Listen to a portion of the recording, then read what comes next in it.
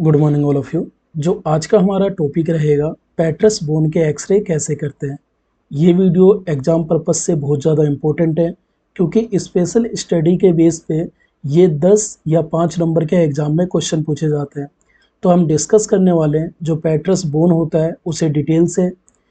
इसे हम पीए oblique view के भी नाम से जानते हैं और हम इसे स्टैनवर्ड जो व्यू होता है उसके नाम से भी जानते हैं। इसमें हम सीखने वाले हैं इनकी एनाटॉमी को, टेक्निक फैक्टर को, common mistake, indication, patient positioning, centering point, fracture और इमेज में हम क्या क्या इंक्लूड करते हैं। और जो ये वीडियो मानी जाती है बहुत ज़्यादा इम्पोर्टेंट क्यों मानी जाती है, ये वीडियो हमारी 10 से 20 मिनट के बीच में हो सकती है, लेकिन इस वीडियो को देखने के बाद आपको पैट्रस रिगार्डिंग सारे डाउट क्लियर होने वाले हैं। वीडियो स्टार्ट करते हैं। सबसे पहले समझते हैं कि कभी भी जो पैट्रस बोन के हमारे एक्सरे परफॉर्म करने के लिए आएंगे वो किस बेस पे आते हैं। अगर इसके इंडिकेशन की बात करें तो जो भी हमारी टेम्पोरल बोन है उसकी पैथोलॉजी के असिसमेंट के लिए, हियरिंग लॉस हो गया, डिफनेस हो गया यानी कि बहरापन, उसे इवेल्युएशन करने के लिए, ईयर इन्फेक्शन हो गया उसके कॉम्प्लिकेशन को देखने के लिए, जो इनर ईयर है उसकी किसी भी टाइप की जो एबनॉर्मलिटीज़ होती हैं उसे चेक करने के लिए, टेम्पोरल जो रीजन होता है उसके असिसमेंट में लेसन हो गया, ट्यूमर हो गया, इन्हें देखने के लिए, सस्पेक्टेड जो पैट्रस बोन फ्रैक्चर होता है या फिर हम बोलें जो स्कल बेस का ट्रोमा होता है उसे चेक करने के लिए पैट्रस बोन के एक्सरे को हम परफॉर्म करते हैं। और इसके साथ साथ जैसे सिटी स्कैन में और भी ज़्यादा डिटेल से हम देख सकते हैं, लेकिन हम यहाँ पे ओनली बात कर रहे हैं एक्सरे की कि डिटेल में एक्सरे को हम परफॉर्म कैसे करें। कुछ इसके बारे में और जान लेते हैं। जो हमारी पैट्रस बोन होती है यह हमारी दो होती है, एक होती है राइट साइड में और एक होती है लेफ्ट साइड में। ये हमारी जो ओब्लिक है, पीए ओब्लिक व्यू जिसे हम बात करें स्टैनवर्ड व्यू, ये हमारा 45 डिग्री के बेस पे क्लियर में आपका परफॉर्म करते हैं। अभी हम इसे भी डिटेल में समझेंगे। अगर इसकी लोकेशन की बात करें, जो हमारी पैट्रस बोन होती है ये स्कल के बेस पे अवेलेबल होती है, यानी जो स्कल है, जो इसका बेस है यहाँ पे ये अवेलेबल होती है और ये टेम्पोरल जो बोन है हमारी उसके अंदर लोकेटेड होती है। अगर हम इसके फंक्शन की बात करें कि जो पैट्रस बोन का जो स्पेशल में फंक्शन क्या होता है, तो इसका जो सबसे पहला फंक्शन है, जो इनर ईयर होती है उसे प्रोटेक्ट करता है, जो हियरिंग होती है जैसे कि सुनना उसके लिए हेल्प करता है, साथ में जो बैलेंस मेंटेन करता है पैट्रस बोन का, ये हमारा सबसे ज़्यादा इम्पोर्टेंट रोल होता है। अब बात करते हैं कि इसके जो कॉन्ट्राइंडिकेशन है, कॉन्ट्राइंडिकेशन क्या क्या होंगे।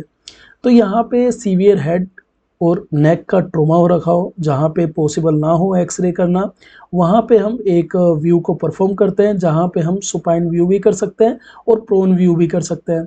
क्या होता है कि अगर बहुत ज़्यादा इंजरी होगी तो वहाँ पे प्रोन जो व्यू है वो पॉसिबल नहीं होगा, तो हम उसके लिए एक सुपाइन व्यू को परफॉर्म कर सकते हैं, जहाँ पे हमारा जो स्कल जो यूनिट होता है उसके बेस पे इस व्यू को हम परफॉर्म करेंगे। पेशेंट अनेबल है, जो हमारी रिक्वायरमेंट जो पोजीशन चाहिए होते हैं उसे मेंटेन नहीं कर पाते, जब इसे अवॉइड करते हैं। अगर कोई फीमेल है, वो प्रेग्नेंट है, उस केस में इसे अवॉइड करेंगे। अनकोऑपरेटिव पेशेंट हो या अनकॉन्शियस पेशेंट हो जो बिना सपोर्ट के इस व्यू को वो मेंटेन ना कर पाए, तो उस व्यू में इसे हम अवॉइड करते हैं। तो ये हैं आपके इंडिकेशन और ये हैं आपके कॉन्ट्रा इंडिकेशन। ये हाफ नंबर और 1 नंबर का हमारे एग्जाम में 5 या 10 नंबर के क्वेश्चन में इजीली तरीके से इन दोनों पॉइंट को लिखने के बाद ही आपको आधा नंबर 1 नंबर इजीली तरीके से मिल सकता है। अब बात करते हैं कि जो पैट्रस बोन है उसकी टेक्निक क्या होगी। तो हमारे सामने जो रेडियोग्राफिक कैसेट होगी, इसके लिए 8x10 इंच की रेडियोग्राफिक कैसेट सफिशियंट है। इन केस अगर अवेलेबल ना नहीं हो, जैसे कि हमारे डिपार्टमेंट में 11x14 इंच की रेडियोग्राफिक कैसेट हो गई, इसके साथ साथ जो हमारी 14x17 इंच की रेडियोग्राफिक कैसेट होती है वो भी यूज कर सकते हैं। या तो आप बच्चे के लिए जो हमारे सामने 6x8 इंच की रेडियोग्राफिक कैसेट होती है उसे भी आप सब यूज कर सकते हैं। बक्की का यूज कर सकते हैं, टेबल टॉप का यूज कर सकते हैं और वर्टिकल कैसेट होल्डर का यूज कर सकते हैं, लेकिन सबसे ज़्यादा वर्टिकल कैसेट होल्डर के पास ही इस एक्सरे को परफॉर्म करा जाता है। जो हमारी FFD यानी कि फोकल टू फिल्म डिस्टेंस, ये 100 सेंटीमीटर यानी कि 40 इंच तक नियर अप्रोक्स इसे हम रखेंगे। किलो वोल्टेज पिक 58 से 75 और मिली एम्पेयर सेकेंड 18 से 40 एवरेज होती है। जैसे कि यहाँ पे आप इमेज में देखेंगे, ये जो आपके सामने कंटेंट है, कलर का जो रेडियोग्राफी बुक है उसके बेस पे ये सब कंटेंट बनाया जा रहा है। हम यहाँ पे इमेज में देखेंगे तो हमारे सामने एक ये नॉर्मल में इमेज रिसेप्टर हो गया और यहाँ पे एक स्कल का बेस हो गया। यहाँ पे हमने 45 डिग्री का एंगल दिया है। 45 डिग्री के एंगल के बाद जो पेट्रस जो टेम्पोरल बोन का जो पार्ट होता है, ये स्ट्रक्चर देखेंगे, एक ये स्ट्रक्चर हो गया और दूसरे में हमारा स्ट्रक्चर हो गया, जिसके बेस पे हम यहाँ पे इन सबको चेक करते हैं कि जो हमारे सामने पेट्रस बोन का जो स्ट्रक्चर है, ये क्या स्ट्रक्चर होने वाला है। अब हम समझते हैं नेक्स्ट में। इसके बाद हम बात करते हैं कि जो इसकी पेशेंट की पोजीशनिंग होगी वो क्या होगी। तो पेशेंट को हम प्रोन पोजीशन, यानी कि अगर ये रेडियोग्राफिक टेबल है, पेशेंट का जो हेड रहेगा, जो हमारा फेस रहेगा, ये रेडियोग्राफिक टेबल के कांटेक्ट में रहेगा और जो बैक वाला हेड रहेगा, ऑक्सीपिटल जो रीजन है, ये हमारा ट्यूब के कॉन्टेक्ट इस साइड में रहेगा। तो ये हमारी प्रोन पोजीशन होगी। साथ में इसके साथ साथ इरेक्ट पोजीशन को हम करते हैं, जो भी हमारा इमेज रिसेप्टर के जो फेसिंग पार्ट होगा, इमेज रिसेप्टर के कांटेक्ट में होगा। जैसे कि यहाँ पे एक वर्टिकल कैसेट होल्डर हो गया, पेशेंट को हमने सिटिंग पोजीशन में बैठाया या हमने यहाँ पे इरेक्ट पोजीशन में बिठाया। जब हमने बिठाया तो जो फेशियल पार्ट है, ये फेशियल पार्ट हमारे इमेज रिसेप्टर के जो वर्टिकल लाइन और जो हॉरिजॉन्टल लाइन जा रही है, इसके बेस पे इसके जो हमारा एमएसपी है, ये पूरा परपेंडिकुलर होगा। जब इतना एरिया हमारा कवर हो गया तो अब हमें देखना है कि नेक्स्ट पॉइंट में जो हमारा हेड होगा उसे रोटेटेड करना होता है 45 डिग्री टुवर्ड अफेक्टेड साइड। यानी कि अगर हमें राइट साइड चेक करना है तो राइट साइड वाला कॉन्टेक्ट में लाएंगे, और यहीं पर लेफ्ट साइड करना है तो लेफ्ट साइड वाला हम रेडियोग्राफिक कैसेट के कॉन्टेक्ट में स्कल का एरिया लाएंगे।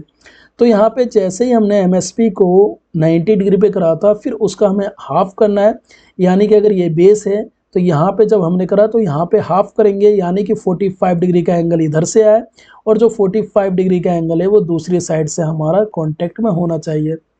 जब इतना बेस हमारा क्लियर हो जाएगा, फिर हमें ये देखना है फोर हेड, यानी कि जो फोर हेड वाला एरिया हो गया, चिक का एरिया हो गया यानी कि गाल वाला एरिया हो गया, नोज हो गया, जो नाक हो गई, ये हमारा इमेज रिसेप्टर के सपोर्टेड होना चाहिए। जब इतना एंगल हम कवर कर लेंगे तो जो हमारी एमएसपी लाइन है, ये हमारा इमेज रिसेप्टर के एंगल से 45 डिग्री एंगल पे होनी चाहिए।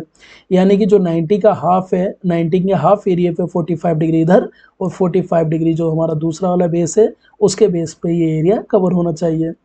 जो हमारी ऑर्बिटोमीटर लाइन यानी कि जो ओएम लाइन है, ये हमारे इमेज रिसेप्टर के परपेंडिकुलर होनी चाहिए। इसकी पोजीशनिंग को मेंटेन करना है। और हमें जितने भी मेटेलिक ऑब्जेक्ट हैं जो हमारे आर्टिफैक्ट क्रिएट कर सकते हैं, जैसे कि जो नेक रीजन या जो हेड के पास लगे होते हैं, उन्हें रिमूव करवाना चाहिए। जैसे ईयर पिन्स होगी फीमेल में, आई ग्लासेस हो गए, ईयर में कुछ पहने हुए, नोज में कुछ पहने हुए, या टीथ हो गए आर्टिफिशियल टीथ, उन सबको हमें इसमें रिमूव करवाना होता है। तो ये थी हमारे सामने जो रेडियोग्राफिक पेशेंट की पोजीशनिंग होती है, उसके मेंटेन पे आपको इन सबको बताया गया। हल्का सा हम चाहेंगे जो नेक वाला एरिया है, यानी कि जो हमारा गर्दन वाला एरिया है, नेक वाला एरिया, इसे हॉरिजॉन्टल जो लाइन है हल्का सा 5 सेंटीमीटर तक, यानी कि से 5 डिग्री तक हमें रेज यानी कि ऊपर की तरफ करना होता है ऑर्बिटोमीटर लाइन से। यानी कि जो ऑर्बिटोमीटर लाइन यानी कि आउटर कैंथस ऑफ द आई और जो हमारा ईएम जॉइंट है, इसके बेस पे जो लाइनिंग जा रही है, इसके बेस पे हल्का सा 5 डिग्री तक इसे ऊपर करेंगे, जिसके बेस पे हमारा जो व्यू है क्लियर तरीके से परफॉर्म हो जाए। तो हमने अभी जो एक्सप्लेन करे जो पेशेंट की पोजीशनिंग है वो कैसे होगी। अब चलते हैं नेक्स्ट पार्ट पे। अब बात करते हैं कि जो सेंट्रल रे होगी वो क्या होगी। तो सेंट्रल रे का जो सबसे पहला जो रोल होगा, इमेज रिसेप्टर के जो सेंट्रल रे है ये परपेंडिकुलर होनी चाहिए। यानी कि हमारा जो बेस कर रहे हैं तो हमारे सामने सबसे पहले परपेंडिकुलर यानी कि 90 डिग्री, और अगर हम इरेक्ट बक्की में नॉर्मल बोले तो हमारे सामने जो बेस होगी वो हॉरिजॉन्टल जो रे है, हॉरिजॉन्टल रे का हम यूज करेंगे। जब हॉरिजॉन्टल रे हमारी सामने यूज हुई, फिर हमें क्या करना है, 12 डिग्री क्रेनियल बीम एंगुलेशन देनी है। यानी कि अपर साइड में हमें 12 डिग्री का रेडियोग्राफिक जो ट्यूब है, इसके बेस पे एक मीटर लगा होता है। मीटर में आप चेक कर सकते हैं कि वो 10 डिग्री पे है, 12 पे है, 15 पे है, 20 पे है, 25, 30, जिस बेस पे भी है उस पे आप चेक कर सकते हैं। तो हमें 12 डिग्री के एंगल पे हमें इसके एंगल को रखना है। तो यहाँ पे क्रेनियल जो है, क्रेनियल क्या होती है, अगर ये जो रे है, रे हॉरिजॉन्टल जा रही है, अगर इसे हेड की साइड में हम इसे रे को देते हैं यानी ऊपर की साइड में देंगे तो ये हमारा क्रेनियल हो गया रे। और यहीं पे अगर नीचे फीट की साइड में देंगे तो हमारे सामने जो रे है ये कोडेड रे माना जाएगा। तो हमें 12 डिग्री क्रेनियल बीम एंगुलेशन देना है। और हमारे साथ साथ में हमें ये देखना है कि अगर दूसरे बेस पे जो एंगल होगा यानी कि जो ऑर्बिटोमीटर प्लेन होगी उसके एंगल पे 7 डिग्री बेस पे होगा। यानी कि जो ऑर्बिटोमीटर प्लेन है यहाँ पे जो बेस होगा ये 7 डिग्री पे होगा। अगर ओवरऑल स्ट्रक्चर की बात करें तो हमारे सामने हेड है, और अगर इसे एक और पॉइंट समझाने के बाद बात करते हैं, सेंटर रखेंगे जो पेट्रस पोर्शन है हमारा टेम्पोरल बोन के इंटरेस्ट के एरिया पे उस पे। अब देसी भाषा में समझाते हैं। जो ये हमारे सामने व्यू है, सबसे पहले उन्होंने पेशेंट को लाए, बैठाए या खड़ा करे। सामने फेस वाला पार्ट हमारा इरेक्ट बक्की के कांटेक्ट में होगा। हाफ एरिया करना है यानी कि जो हमारा वर्टिकल, ये जो हमारा हेड है, हाफ एरिया वहाँ से हो 45 डिग्री से, हाफ एरिया इधर से। जब हमारा 90 डिग्री मेंटेन हो जाएगा तो हमारे सामने जो नोज का हाफ एरिया, फोर हेड का हाफ एरिया, एक साइड का चिक एरिया, ये हमारे इमेज रिसेप्टर के कांटेक्ट में होगा। चाहे आप राइट साइड से कर लें, चाहे आप लेफ्ट साइड से कर लें। डॉक्टर स्लिप पे जो मेडिकल प्रिस्क्रिप्शन होता है उसमें पहले लिख के भेजते हैं कि कौन सा बेस हमें करना होता है। जब इतना एरिया हो जाएगा तो रेडियोग्राफिक जो हमारे सामने ट्यूब है इसे मेंटेन करना है। मेंटेन के साथ साथ हमें कोशिश करनी है कि पहले हॉरिजॉन्टल रे रख के अपर साइड में, यानी कि 10 से 15 डिग्री के बेस पे भी आप कर सकते हैं। लेकिन ऑफिशियल में 12 डिग्री हो गया, 14 डिग्री हो गया, 15 डिग्री हो गया, इस पे आपका जो पेट्रस जो बोन का पार्ट है वो हो जाएगा।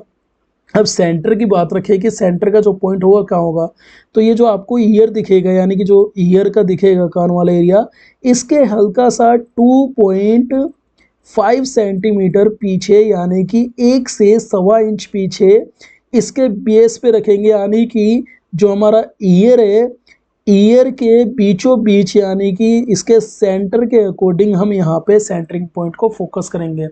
यानी कि अगर हम देखें यह हमारा अगर एक स्ट्रक्चर हो गया ईयर का, तो यहाँ पे जो इसका सेंटरिंग पॉइंट है इसके मिड वाला एरिया, मिड वाले एरिया से हम 2.5 सेंटीमीटर यानी कि 1 इंच से लेके 1.5 इंच तक पीछे रखेंगे कि हमारे सामने जो पेट्रस बोन है वो क्लियर तरीके से हमारा शो हो जाए। तो ये थी इसकी सेंट्रल रे। अब बात करते हैं फ्रैक्चर क्या क्या होता है। फ्रैक्चर में जो शो होते हैं, लॉन्गिट्यूडनल जो पेट्रस फ्रैक्चर होता है जो मोस्ट कॉमन सबसे ज़्यादा देखने को मिलता है, पहला फ्रैक्चर शो होता है। ट्रांसवर्स जो पेट्रस जो हमारा फ्रैक्चर हो गया वो शो होगा। स्कल बेस का फ्रैक्चर जो इन्वॉल्व हो उसे चेक करेंगे। फ्रैक्चर लाइन थ्रू जो टेम्पोरल हो, जो पेट्रस रीजन के पास हो, यानी कि जो ये रीजन वाला एरिया है यहाँ पे किसी भी टाइप का फ्रैक्चर उसे देखेंगे। जो हमारा इनर ईयर डैमेज और जो हमारा जो मिडल ईयर होती है उसके अगर कोई भी इंजरी हो वहाँ पे किसी भी टाइप का फ्रैक्चर या कोई लाइनिंग थ्रू दिख सकती है। एयर जो फ्लूइड लेवल हो गया, जो मेस्टोइड चेंजेस हो गए, ये हमें देखने को मिल सकते हैं किसी भी पेट्रस बोन के एक्सरे को करते समय। जो ये आप बेस को देखेंगे यहाँ पे फोकस करा गया है। अब समझते हैं इसके लास्ट पॉइंट को कि ये इमेज जो इन्वॉल्व करनी होती है वो हमें क्या क्या करनी होती है। तो सबसे पहला जो होता है हमारा राइट और लेफ्ट पेट्रस जो एरिया होता है बोन क्लियरली विजिबल होनी चाहिए। यानी कि अगर एक रीजन है तो एक व्यू को परफॉर्म करने के बाद दूसरे व्यू को भी हम परफॉर्म करते हैं उसके कंपेयर करने के लिए। दूसरा व्यू भी हमारा 45 डिग्री के एंगल पे होगा। फर्स्ट एंगल दूसरा हो गया, दूसरा एंगल यहाँ पे हो गया। प्रीवियस में जैसे समझाए थे सेंटरिंग, ईयर का मिड, और ये जो बेस है, ये जो बेस यहाँ पे देखेंगे जहाँ पे मैं रेड सर्कल कर रहा हूँ, ये बेस हो गया मिड ईयर के मिड से। जो भी बोनी डिटेल है वो हमारे सामने क्लियर होनी चाहिए। जो सिमेट्रिकल स्कल अपीयरेंस है यानी कि जो लैटरल मार्जिन होता है वो हमारे सामने क्लियर होनी चाहिए। टेम्पोरल जो रीजन है वो हमारे सामने क्लियर होनी चाहिए। मोशन ब्लर नहीं होनी चाहिए जिससे कि हमारा जो आर्टिफैक्ट है वो ना शो हो। हमें याद ध्यान देना है, पेशेंट को एक्सरे करते समय ज़रूर बताना चाहिए कि वो एक्सपोजर के दौरान बिल्कुल ना हिले। 10 से 15 सेकंड के लिए ऑलरेडी सांस को होल्ड करके रखें और उसमें कोऑपरेट करें। हमें एक पर्याप्त एक्सपोजर देना चाहिए जो हमारा बोन स्ट्रक्चर है उसके डेंस को क्लियर करने के लिए। अगर इसकी बात करें, जो व्यू हैं बहुत ज़्यादा इंपॉर्टेंट क्यों माने जाते हैं, तो ये जो टेम्पोरल जो बोन है उसके जो पेट्रस पोर्शन है उसे डेमोस्ट्रेट करता है, हेल्प करता है डिटेक्ट करने में किसी भी टाइप के फ्रैक्चर को, या जो स्कल बेस्ड ट्रॉमा होता है उसे यूजफुल होता है किसी भी डायग्नोसिस करने के लिए। जो ईयर और जो हियरिंग डिसऑर्डर होता है उसे चेक करने के लिए इनर ईयर को इवेल्युएट करता है, और जो भी बोनी एनाटॉमी होती है उसके सराउंडिंग किसी भी टाइप का जो फ्रैक्चर हो उसे क्लियर ये शो करता है। रेडियोलॉजी के लिए सबसे ज़्यादा इम्पोर्टेंट व्यू माना जाता है, और ट्रॉमा असेसमेंट और ईएनटी के केस में इसे सबसे ज़्यादा करवाया जाता है। तो ये जो पेट्रस बोन का जो आपके सामने व्यू समझाया गया, ये 10 नंबर का स्पेशल एग्जाम में हमारा 10 मार्क्स का पूछा जाता है या 5 मार्क्स का क्वेश्चन जरूर देखने को आता है। अगर आप सभी के सामने टेम्पोरल बोन का रीजन आता है और इसके हाफ पार्ट को आप इंक्लूड कर देते हैं जो मेन पॉइंट है, तो इजीली तरीके से आपको 5 में से टेम्पोरल बोन पे भी 3 मिल जाएंगे। और अगर 5 नंबर का पेट्रस बोन पूछा गया तो 5 में 5 इजीली तरीके से इसमें मिलते हैं। हल्का सा छोटा सा डायग्राम बना देंगे तो और भी आपको बोनस पॉइंट मिलते हैं। तो ये था हमारा पेट्रस बोन जो आज का टॉपिक था। आई होप वीडियो अच्छी लगी हो।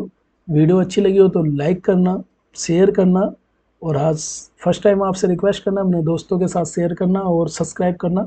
मिलते हैं नेक्स्ट वीडियो में। Thank you.